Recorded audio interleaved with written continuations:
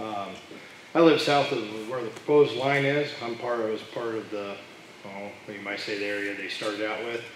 But I guess what I look at is, seems like I've done a lot of all these meetings, and I've talked to a lot of you guys, almost all of you. Well, there's a few on the table I haven't talked to maybe. But I guess what I look at is, I've talked to you, I've made my comments and stuff, and then it seems like those comments just kind of got thrown on the wall and slipped off, because there really haven't been much change from the first get-go, outside of, you know, narrowing down your lines to where you're going to go. It almost seemed like it was pretty deposed, but, you know, what am I to say? Who actually makes the decision to make, you know, to put the project where it's going to be? I mean, now that we got down to the proposed site, who actually makes the decision, yes, let's do this? Yeah, well, the decision in terms of doing the project is already been made. Our board authorized us to start this project in March of 2013. And that was the beginning of this process. The studying that came up to it through our studying and working with the Southwest Power Pool that said, okay, this need is there, it needs to be constructed, happened before that. The Southwest Power Pool then said, okay, this project is a project needs to be constructed for those three purposes I talked about. And then they come to us as the incumbent utility and ask us, are you going to build this? And so that's when we make the decision. We talk to our board and ask for their authorization to start this process, which they gave us in March of 2013. And then we go through this process, starting with the study area, narrowing it down through the corridors, everything you heard in the hearing tonight, to where we are today talking to you about the proposed route. And then the next steps after the 30 days is to start working with the individual landowners on the proposed route. This process of narrowing down and where we get to in roughly 30 days from now is how we get to this is the final route, using all this public input as we go through the last year and a half to this date. What would it have took to get you to move clear out of the area, such as not right straight through the middle of the Sandhills?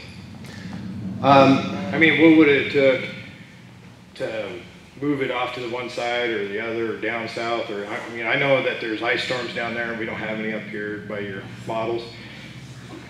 You know, by reality, well, and I'm not, because there's no transmission lines that. Just one at a time, yes. Okay, that there's no transmission lines been snapped off in the middle of Sandhills, mainly because we don't have any.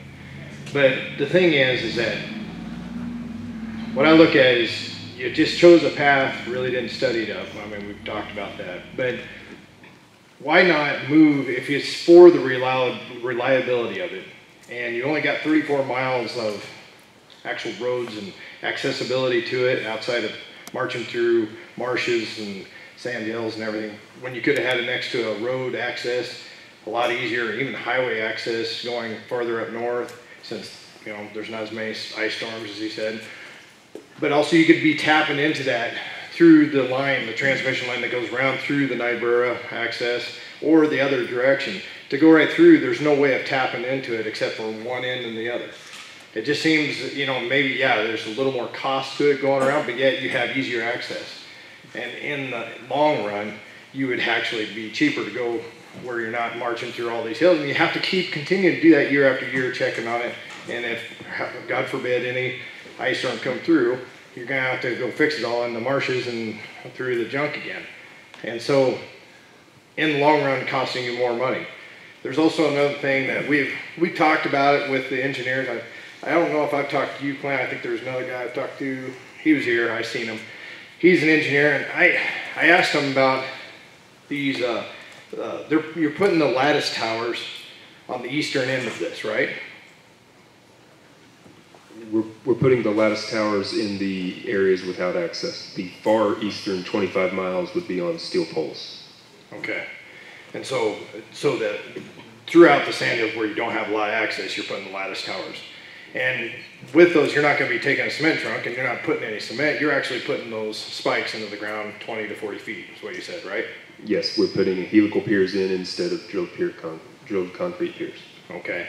Well, in this area, and I'm not just sure how big of an area, but it covers the whole area that you've been looking at. I know that through quite a wide area of it, there's a groundwater that's just below the surface within 2 to 10 feet. It's very acidic. It's actually a bacterial. What's that? That's very what? Acidic, and it's bacterial. So iron bacteria is what it is. And it chews our tanks, like where our shallow wells are. It'll chew our tanks up in 10 years. I mean, just shredded where there's there's holes all over it. And they're galvanized tanks. And we'll even paint them with stuff. I talked to the other guy, I can't remember his name, but he said, well, we'd paint the poles, the galvanized poles, so that they would last longer. Well, we paint our tanks too. And that's out in the open, and it still will make it last another 2 years, maybe. And so you drill these poles in, and I know they're 40 feet down, but if it chews it off at 2 feet, your reliability of having them in there for 100 years isn't going to be there. We will perform soil samples to determine the acidity or the sulfate content, pH levels, and we'll be able to use that information to design a corrosion protection program, not a program, but corrosion protection on the helical piers to, either by oversizing the steel so they can be somewhat sacrificial, installing anodes, there are some options we can use. I mean, there's not really a permanent way of, outside of just putting stronger, but the thing is, it still rots out. And so I guess what I'm looking at is you're going through an area that's going to rot out a lot of these poles. That would be something that you should move out of the area of where this bacteria water is on the upper surface. I mean, down below we got the aquifer, it's not that problem, but it's just that upper surface where you're drilling through and where it's going to be setting. And so I guess what I look at is it makes sense to me to be going farther up, either north or south. More than likely north, because most of your stuff is south. But you could be going along highway access roads. You wouldn't be going through things that aren't accessible. And you'd actually be able to tap into it whenever you want. I mean, you could be carrying a line, in and out on that, and it's not so much congested because there'll only be 2 lines. You have your 345 that you're taking up, and the line that's already existing. Not saying you have to have them right next to each other, but they can cross over whenever you need to tap in. So if one part goes in, you can re-energize on up the other one. But cutting right through, you ain't gonna be able to tap in except for on each end. So that's my comments. Oh, well, there's one thing. Yeah, a lot of us are 5th generation, 4th generation. I am 5th generation rancher.